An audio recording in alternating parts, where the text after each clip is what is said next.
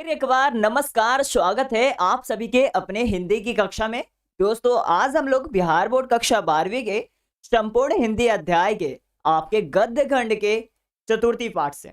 और आपको पता होना चाहिए कि गद्य खंड के चतुर्थी पाठ का नाम जो है अर्धनारीश्वर है। और इस अर्धनारीश्वर के जो लेखक हैं, इनका पूरा नाम है रामधारी सिंह दिनकर जी। और अगर बात किया जाए रामधारी सिंह दिनकर जी के जन्म के बारे में, इनका जन्म हुआ 13 सितंबर 1908 सिमरिया मुंगेर बिहार में। बात की जाए इनकी मृत्यु के बारे में, तो इनकी मृत्यु 24 अप्रैल 1974 को बेगूसराय बिहार भारत में हुआ था। बात किया जाए इनके पिताजी का नाम क्या है, तो पिताजी का नाम है बाबू रवि सिंह जी और माता जी का नाम है मनरूप देवी जी। पेशे से ये हमारे कवि हैं, लेखक हैं, निबंधकार हैं, साहित्यकार हैं, आलोचक भी हैं, साथ ही साथ पत्रकार और व्यंग्यकार भी हैं। बात किया जाए तो उन्होंने अपने आप में स्वतंत्रता सेनानी में भी योगदान दिया है और ये संसद सदस्य के प्रसिद्ध राष्ट्र कवि भी कहलाते हैं। ये राष्ट्र कवि के नाम से भी जाने जाते हैं हमारे रामधारी सिंह दिनकर जी। इनके कुछ प्रमुख रचनाएं हैं जैसे कि रश्मि रथी, उर्वशी, कुरुक्षेत्र, संस्कृत के 4 अध्याय, परशुराम की प्रतीक्षा, ये सभी के सभी एक प्रकार की महत्वपूर्ण रचनाएं हैं। आपसे पूछ लिया जाएगा कि बताइएगा रश्मि रथी किनका लेखन है, बताइए उर्वशी, कुरुक्षेत्र किनका लेखन है, या ये भी पूछ लिया जाएगा। और बहुत बारी बिहार बोर्ड ने पूछा भी है संस्कृत के 4 अध्याय किनका लेखन है, तो कहेंगे रामधारी सिंह दिनकर जी। ठीक है जी। चलिए, तो पहले नंबर तो आप लोग बता दीजिए कि आप लोगों की तैयारी कैसे चल रही है, और उसके साथ साथ ये भी बता दीजिए कि आज की कक्षा के लिए आप कितना ज्यादा तैयार है। जैसे कि जानकारी के लिए कि पिछले कक्षा में मैंने आपके गद्य खंड के पाठ प्रथमा, द्वितीय एवं तृतीय एक ही नजरिए में कराया था, और आज की कक्षा में क्या करेंगे, आज की कक्षा में करेंगे चतुर्थी पाठ से, जो कि मैंने अभी चतुर्थी पाठ अर्धनारीश्वर के जो हमारे लेखक है रामधारी सिंह दिनकर जी, उनका एक संक्षिप्त जीवन परिचय करा दिया ताकि आप कवि और लेखक परिचय से भी रूबरू रहें। पढ़ते हैं आज के अर्धनारीश्वर के जितने भी संभावित एवं महत्वपूर्ण प्रश्न हैं उसके ऊपर।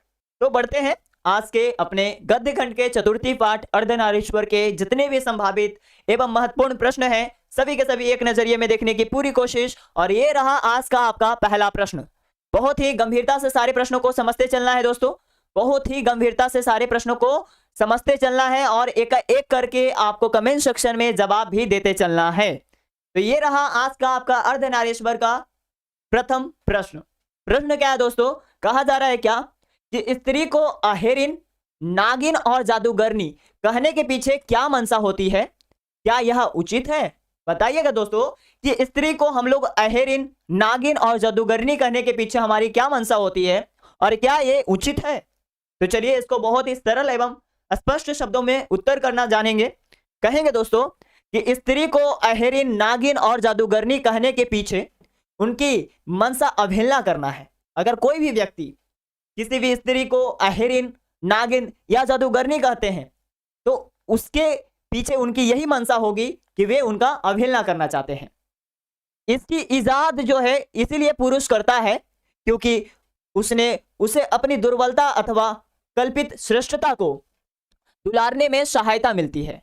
मीन्स कि यहां कुल मिलाकर बात यह हो रही है कि कोई भी पुरुष जो है स्त्री को तब से अहेरिन, नागिन और जादूगरना शुरुआत कर दिया क्योंकि वह पुरुष अपनी दुर्बलता को, अपनी कमजोरियों को छुपाना चाहता है और कहीं ना कहीं उस स्त्री का सहारा लेकर अपने आप को श्रेष्ठ कहलाना चाहता है।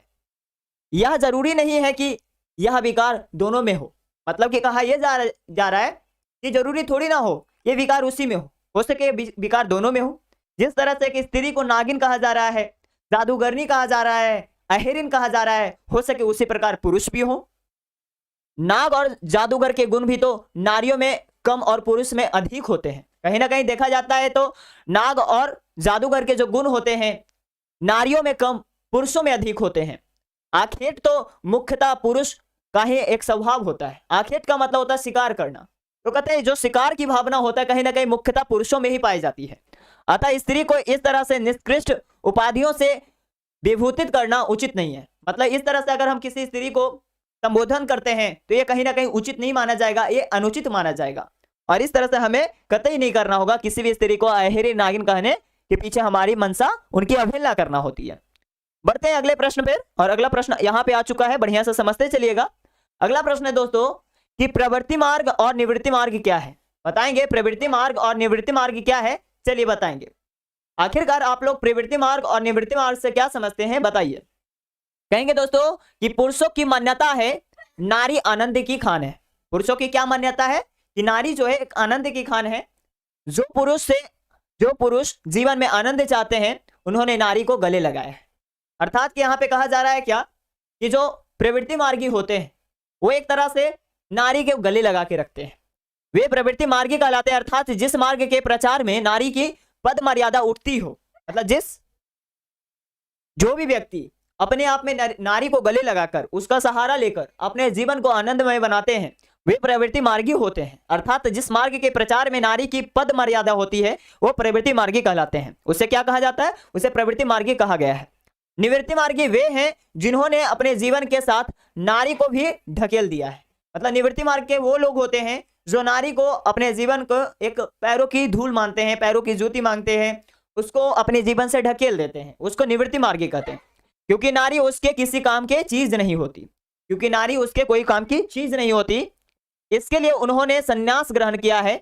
और कहीं ना कहीं वह व्यक्ति मुक्ति की खोज में जीवन का सबसे बड़ा साधन माना है। उन्होंने कहा है कि अगर हम संन्यास धारण कर लेते हैं तो कहीं ना कहीं हमारे जीवन की सबसे बड़ी खोज हो जाती है, और अगर हम स्त्री में ही लगे रह जाएंगे तो कहीं ना कहीं हम अपने रास्ते से भटक जाएंगे।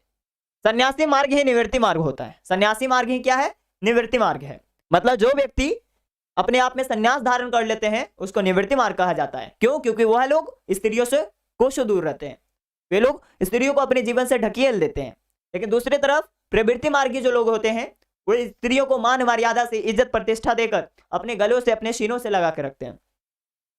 आगे देखा जाए, अगला प्रश्न है कि बुद्ध ने आनंद से क्या कहा। बुद्ध ने आनंद से क्या कहा?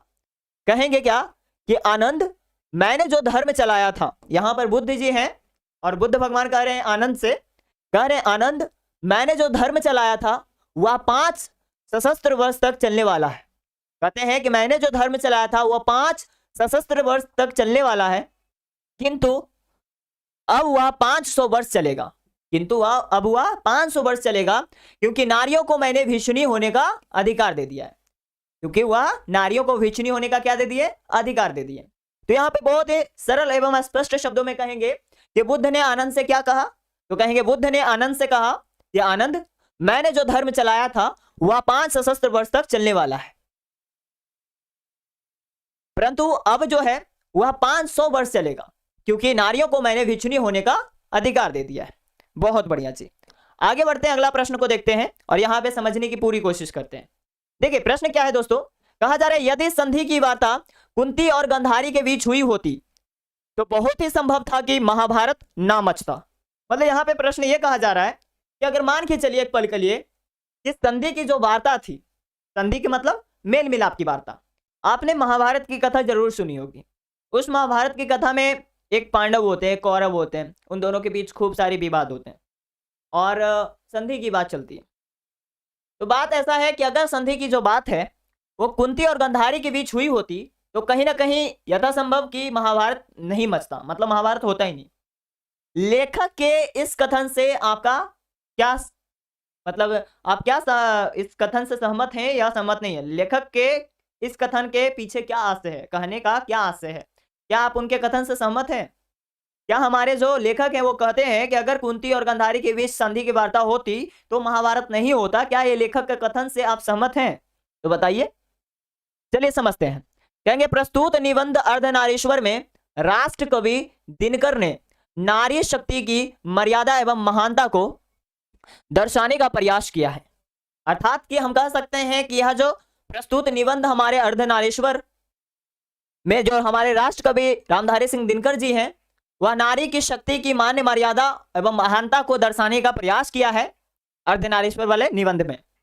इस प्रसंग में उन्होंने चर्चा की है कि यदि संधि की वार्ता कृष्ण और दुर्योधन के बीच ना होकर, कहते हैं अगर संधि की वार्ता कृष्ण और दुर्योधन के बीच ना होकर कुंती और गंधारी के बीच हुई होती तो बहुत ही संभव था कि महाभारत नहीं मचता। बहुत ही संभव था कि महाभारत नहीं मचता, मतलब महाभारत नहीं होता। कब? जब कुंती और गंधारी के बीच संधि की वार्ता होती तब, लेकिन कृष्ण और दुर्योधन के बीच बात हुई थी। इसी कारण से कहीं ना कहीं पुरुष आपस में कठोर साबित होते हैं। और इस कारण से ही महाभारत हुई होगी। लेकिन हमारे गांधारी अगर कुंती जी आपस में वार्तालाप करते तो यथासंभव कि महाभारत नहीं के बराबर होता। दिनकर जी अर्थात मतलब रामधारी सिंह दिनकर जी की इस युक्ति से मैं सहमत हूं। प्रथम तो मतलब पहली बात तो यह कि पुरुष का जो स्वभाव होता है वो निष्ठुर होता है, कठोर होता है।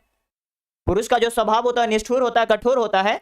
युद्ध के समय उसे इसका ध्यान नहीं रहता कि किसका रक्तपात और किसके पीछे किसका सिंदूर बहने वाला है। मतलब कि पुरुष जो होते हैं स्वभाव से निष्ठुर होते हैं, अपने आप में कठोर होते हैं, और युद्ध के समय उस पुरुष को कोई भी जरा ध्यान नहीं रहता है कि इस युद्ध के दौरान किसका रक्तपात होगा, मतलब किसका खून बहेगा और किसके मांग का सिंदूर उजड़ने वाला है, उसका क्या हाल होगा कोई पता नहीं चलता उस पुरुषों को।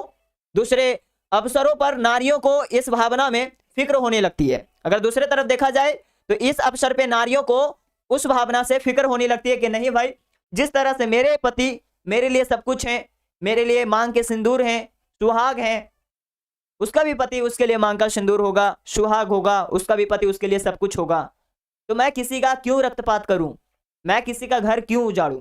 यहाँ पे स्त्री लोग जो है अपनी भावनाओं में फिक्र करने लगती हैं, जबकि पुरुष ऐसा नहीं करते हैं। और फिक्र करने की जो बातें होती हैं वो बहुत ही प्रबल होती हैं, ज्यादातर ऐसे महिलाओं में देखा जाता है।